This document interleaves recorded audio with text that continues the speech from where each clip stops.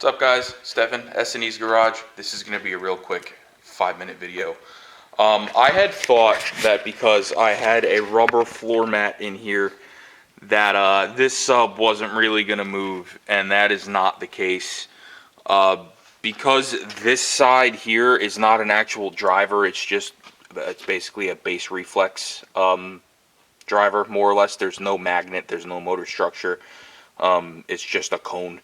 So that side of this thing is pretty light, and anytime I get out of the car and look in the trunk, it ends up being sitting like this. So we got some industrial strength Velcro, and what we're going to try to do is Velcro this bad boy to the bottom of this rubber mat, just to try to keep it from moving. Like I said, it's not moving a whole lot, but it's enough to where if there's something else in the trunk, it could potentially hit it, and I don't want it to get damaged.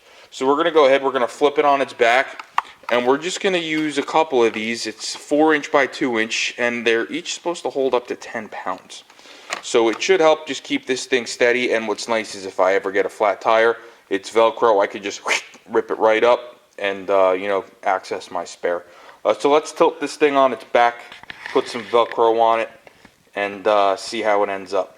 So what I did here is I cut 3 little squares in the carpet for the Velcro to stick to, because it wasn't sticking to the carpet on the box very well.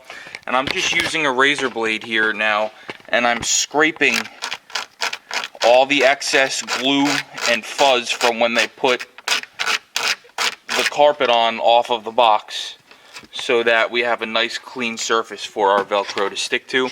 And then we're going to carefully place it back there. We're going to put some weight down on it and make sure that the Velcro sticks.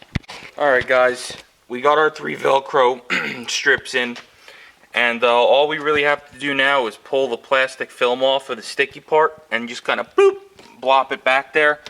If for some reason this Velcro rips off of the fiberboard on the box, I do have headliner adhesive that I can try to spray on there, but I think it's going to stick pretty good.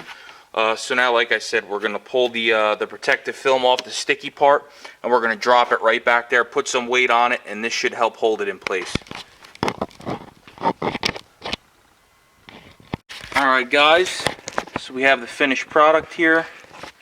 You'll see it doesn't shift forward, it's moving the whole floor mat, and if we try to lift it, you see it's lifting the floor mat with it. So I think this should help nicely. Like I said, I'm not trying to reinvent the wheel here, but this should help keep it in place. So if this helps you, like, share, subscribe. See you on the next one.